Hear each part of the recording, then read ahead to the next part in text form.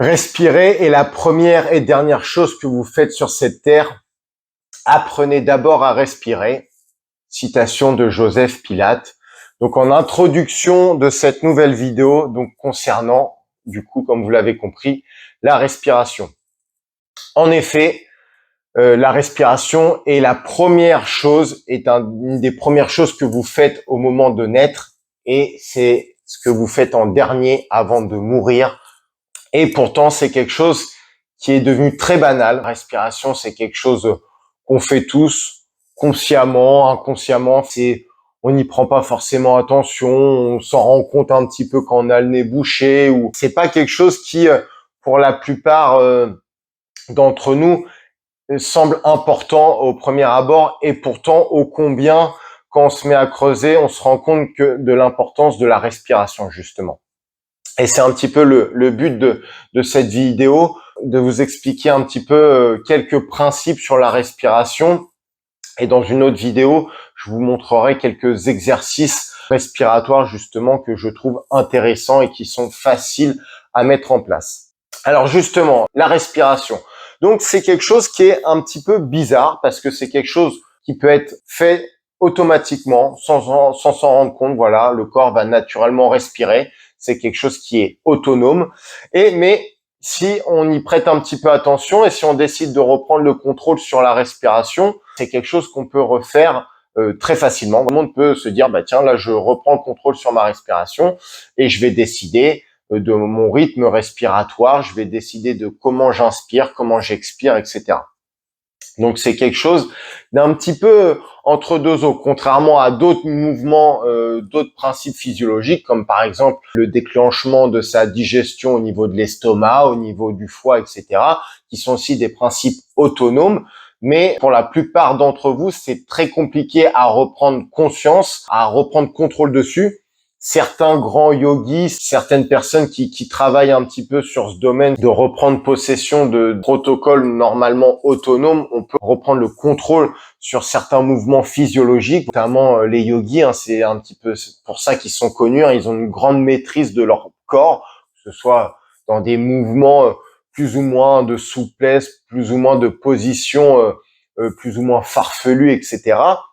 Mais ils ont aussi la capacité de reprendre possession de leur digestion, de leur pression artérielle, et même pour les plus forts d'entre eux, nous on a la chance en France, en tout cas on en a un en France qui est capable de le faire, je l'ai déjà cité ou je le citerai dans le futur, c'est Yogi Koudou. Vous pourrez trouver des vidéos de lui sur internet, je mettrai une de ses vidéos en lien notamment ou son site, etc. Mais a même la capacité d'aller jusqu'à reprendre le contrôle sur son rythme cardiaque pendant une brève période de quelques secondes, je crois entre 5 et 10 secondes. Je fais une vidéo et j'essaierai de la retrouver et de vous la mettre en lien, mais où il est capable d'aller jusqu'à arrêter sous contrôle de médecin. Mais bon, ça c'est le travail d'une vie, on va dire. Pour des personnes lambda comme moi et vous, déjà de prendre conscience de sa respiration et d'avoir un contrôle sur sa respiration et de pouvoir en sentir les bénéfices et de maximiser certains mécanismes du corps par le biais de la respiration, c'est déjà très bien et c'est déjà une très bonne chose. Donc la respiration, comme le dit Monsieur Pilate, oui, c'est la première chose qui se met en place à votre naissance. C'est même quelque chose de recherché, hein. Un nouveau-né, première chose qu'on attend de lui, c'est qu'il se mette à respirer, et ce qui déclenche chez lui derrière des pleurs, hein. C'est entre autres pour ça qu'un bébé pleure, c'est lors de sa première respiration. L'air qui rentre va dilater ses poumons dont il ne se servait pas dans le ventre de sa mère, hein. L'oxygénation, l'apport des nutriments, la sortie des déchets, etc., était fait par le cordon ombilical et par la mère. Et au moment de la sortie de la naissance du bébé, au moment où le cordon ombilical se coupe et au moment de la naissance, première respiration chez l'humain en tout cas, va dilater les poumons. Et donc cette dilatation fait que ça crée une certaine douleur, une certaine sensibilité, une certaine sensation de brûlure a priori, ce qui provoque ces pleurs qui sont bénéfiques, qui sont attendus. Un bébé qui ne pleure pas, on commence à s'inquiéter un petit peu. Est-ce qu'il respire bien? Est-ce qu'il n'est pas en hypoxie, etc.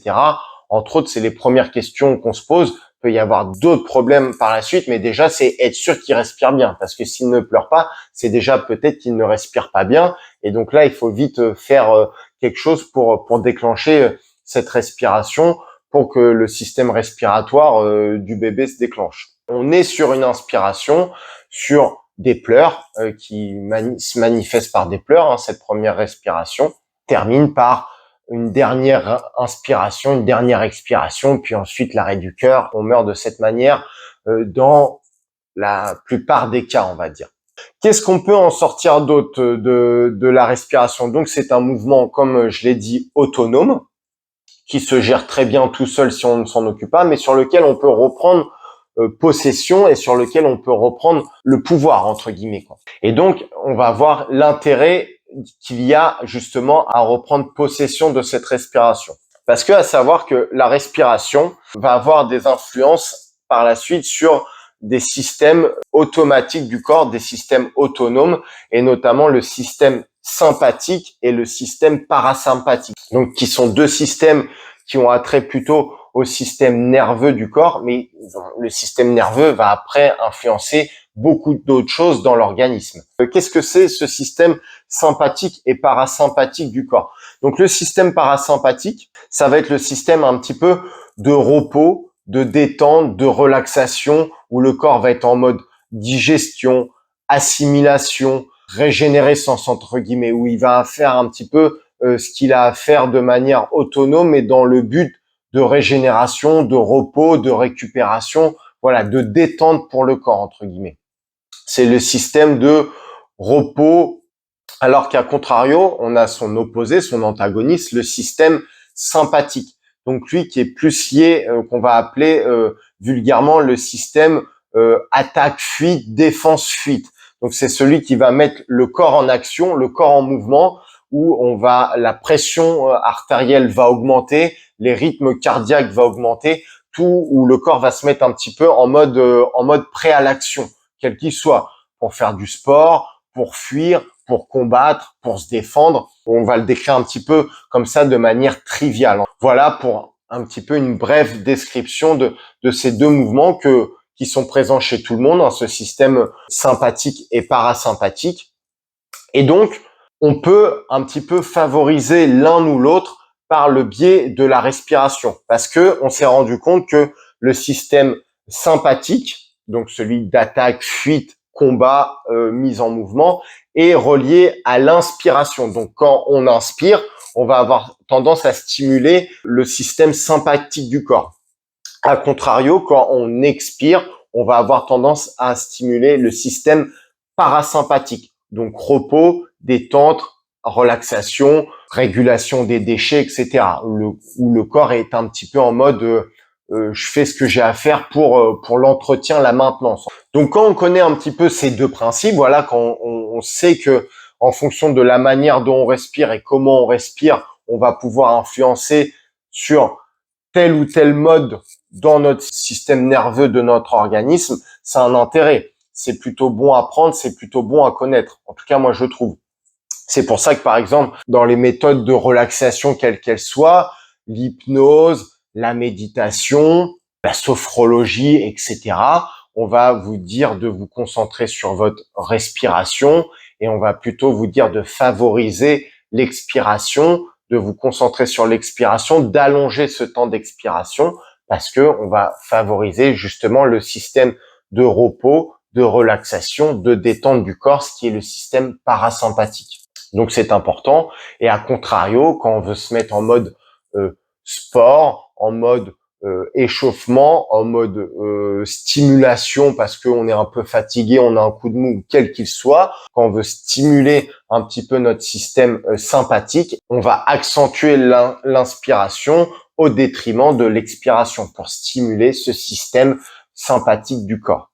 Autre chose à savoir sur la respiration, si on se base sur une échelle de temps, par exemple, on sait que l'organisme peut vivre, la majeure partie des organismes peuvent se passer d'alimentation, de nourriture pendant plusieurs jours, voire semaines, en fonction des réserves et en fonction des capacités de chacun. C'est toujours pareil. Il faut prendre certains facteurs physiologiques propres à chaque individu, mais on va dire que tout individu mis dans des situations extrêmes peut se passer d'alimentation pendant plusieurs jours, voire plusieurs semaines. Pareil, l'organisme peut rester plusieurs jours, alors moins longtemps, mais pourra rester plusieurs jours sans boire. Mais on est tous d'accord que n'importe quelle personne physiologiquement constituée normalement, même avec énormément d'entraînement, notamment c'est les apnéistes, qui sont très bons là-dedans, et je vous invite à vous documenter. Il y a un documentaire très bien sur l'apnée sur Netflix que je pense que je vous mettrai en lien, où vous le trouverez assez facilement. Il y a sûrement d'autres documentaires, et notamment je vous invite à regarder la chaîne Arte qui aura sûrement fait des documentaires sur la respiration et dont son importance. Mais en tout cas, plusieurs jours sans manger, pareil, plusieurs jours, mais bon, moins que l'alimentation, sans boire. Et à contrario, ce dont le corps peut se passer le moins longtemps, c'est de la respiration. Donc, si on se base sur cette échelle de temps et donc de priorité pour l'organisme, ce qui est très important pour l'organisme et ce qui est pourtant souvent banalisé, malheureusement, c'est la respiration. C'est la respiration qu'il faudrait se soucier régulièrement, quotidiennement, ou régulièrement faire des exercices respiratoires, ou tout du moins reprendre conscience un petit peu de sa respiration, faire attention à ses voies respiratoires, qu'elles soient toujours bien libres pour pouvoir bien respirer, au même titre que un moteur de voiture, par exemple, ou un quelconque moteur atmosphérique mécanique a besoin d'air pour bien faire un mélange de combustion essence et air pour faire une bonne explosion. Et votre organisme a aussi besoin d'une bonne quantité d'air pour, alors là, pas pour exploser, mais pour faire tous les processus physiologiques, l'oxygénation du sang, une bonne oxygénation du sang, ce qui veut dire que vous allez avoir des muscles bien oxygénés, un cerveau bien oxygéné. Une bonne oxygénation du sang va provoquer dans le corps une cascade de bénéfices à plusieurs niveaux, et donc ça va passer en tout premier lieu par une bonne respiration. Et aussi, à contrario, une bonne expiration pour bien éliminer les déchets gazeux, notamment le plus connu, le dioxyde de carbone, le fameux CO2, qui est quelque chose qui est produit par l'organisme, un déchet, mais qu'il faut évacuer. Si on sature trop notre corps en CO2, c'est pas bon, et donc il faut l'évacuer, d'où l'importance une fois de plus, de la respiration pour le côté positif, mais aussi pour le côté négatif, pour justement évacuer les déchets. Autre petite anecdote sur la respiration que je trouve intéressante, moi, c'est que même poussé dans les cas les plus extrêmes, à savoir que, par exemple, un légiste va pouvoir savoir si un humain est mort de noyade en voyant s'il a de l'eau dans les poumons. Par exemple, si on retrouve un corps à la mer et qu'il n'a pas d'eau dans les poumons, il y a de fortes chances qu'il ait été tué sur terre et non mort en mer, en fait, par noyade. Parce que même poussé dans ses extrêmes limites, le corps, un des derniers mouvements qu'il va quand même faire de survie, ça va être de respirer. Même sous l'eau, même si on sait consciemment qu'on n'est pas des poissons et qu'on n'a pas la capacité à filtrer l'oxygène présent dans l'eau comme les poissons via les branchies, parce que l'eau, c'est quoi au niveau moléculaire? C'est H2O, donc 2 hydrogènes pour un oxygène. Donc c'est pour ça que les poissons, via leurs branchies, arrivent à filtrer l'oxygène présent dans l'eau. Nous, les humains, on n'a pas de branchies et on ne sait pas filtrer l'oxygène de l'eau, donc on a besoin de l'oxygène dans l'air. Même poussé dans ses limites, même la tête sous l'eau, un des derniers mouvements que le corps va se dire, bon, tant pis, perdu pour perdu, je vais quand même respirer un dernier coup, on sait jamais. Et donc, c'est pour ça que, voilà, on va se remplir d'eau les poumons et on va mourir asphyxié, noyé, parce que on pourra plus respirer derrière, parce que nos poumons seront pleins d'eau. Mais c'est pour vous dire que alors, moi, j'ai toujours entendu dire que c'est impossible de se suicider par le fait d'arrêter volontairement de respirer. Cet exemple, justement, de la noyade nous le montre, parce que même en début de perte d'inconscience, mettons, si on arrive vraiment à contrôler et à se retenir de respirer, volontairement, sans artifice de verrouillage à quelques niveaux respiratoires que ce soit, juste si on se dit, là, j'arrête de respirer, même dans un début d'inconscience, etc., les systèmes autonomes du corps reprendra le dessus et vous fera re-inspirer, reprendre de l'air, parce que c'est un des mouvements primaires, vraiment un des plus primaires que l'organisme a, ce réflexe de respiration qui peut aller jusqu'à nous causer, bon, de toute façon, on mourrait d'une certaine manière, mais même, voilà, la tête dans l'eau, on va re-respirer parce que c'est quelque chose d'autonome et c'est un des mécanismes de défense primaires de l'organisme, en fait. Donc, j'espère que vous aurez compris que vous respirez tout le temps, même quand vous dormez, même quand vous n'y pensez pas, du moment où vous naissez jusqu'au moment où vous mourrez, vous respirez. C'est le principe de tous les mammifères. Voilà, tout le monde respire. Les mammifères terrestres, les mammifères marins, les baleines, les dauphins remontent à la surface pour respirer. Ils ont des grosses capacités d'apnée, mais ils respirent tous. Et un des champions d'apnée, j'ai pris ça à la pêche, et c'est une anecdote que je vais vous partager. Et peut-être que je retrouverai la vidéo où j'avais vu un bref reportage sur un ver, le ver arénicole. Donc c'est un ver qui est présent sur les plages, notamment en Normandie. Et donc il a une grosse capacité d'apnée. Voilà, lors de la marée basse, il respire, et lors de la marée haute, donc la marée montante, quand il est recouvert, quand il est sous l'eau, il est capable de rester de nombreuses heures en apnée. Et donc ce qui lui donne un taux, des particularités au niveau sanguin, au niveau hématocrite, etc., au niveau capacité de rétention de l'oxygène des globules rouges, etc. C'est un ver qui est étudié. On espère en sortir de belles choses, et notamment au niveau des greffes. Là, c'est l'étude que j'avais vue, c'est le reportage que j'avais vu, c'est de se servir de ce ver et de son sang pour pouvoir prolonger la durée de vie d'un greffon, que ce soit un foie, un rein, un poumon, un cœur. Il aura des capacités, en tout cas là c'est les premières études, il aura des capacités de pouvoir faire durer beaucoup plus longtemps, en tout cas gagner plusieurs heures à des greffons. C'est ça toujours le problème avec les greffes, lors de greffes quelles qu'elles soient, au niveau d'un organe, c'est que entre le moment où où elle est prélevée du donneur jusqu'au receveur, là où elle va être greffée, et ben il faut que ça aille vite. Et des fois on perd des greffes, on perd des greffons quels qu'ils soient, parce que c'est trop de distance, parce que on peut pas, même en avion, etc. Alors que là, grâce à ce ver et à ses propriétés magiques au niveau sanguin, au niveau rétention d'oxygène, d'hématocrite, etc., eh ben, on va pouvoir prolonger la vie des greffons de plusieurs heures, et donc augmenter le chance de réussite de greffe et de survie, etc. Enfin, tous les bénéfices. Une fois de plus, la nature est magnifique. La nature a des solutions, a mis des choses incroyables en place. Je vous invite à vous documenter sur la biomimétisme, sur tout ce qui va avoir trait au vivant, à l'étude du vivant, que ce soit les plantes, que ce soit les animaux, ce qu'on peut en sortir, parce que la nature a des capacités à créer des systèmes au niveau animal, au niveau végétal, que l'humain est encore loin de pouvoir reproduire au niveau laboratoire, au niveau artificiel. C'est toujours un peu vexant au niveau de l'ego humain, mais en tout cas, les technologies humaines à l'heure actuelle, même les plus belles technologies, sont des fois, mais très loin des capacités de la nature. J'en ai quelques-unes en tête. La peau des requins, par exemple, est étudiée parce qu'elle a des capacités incroyables au niveau aérodynamisme sous l'eau, au niveau aussi furtivité. Un requin qui se déplace émet très peu de son dans l'eau, donc au niveau furtivité, c'est étudié. Bon, je vous laisse deviner pourquoi, pour les sous-marins, notamment nucléaires, etc. Bon, c'est toujours pareil pour se faire la guerre, hein. L'humain est très fort là-dedans, mais bon, on espère que on s'en servira pour d'autres technologies.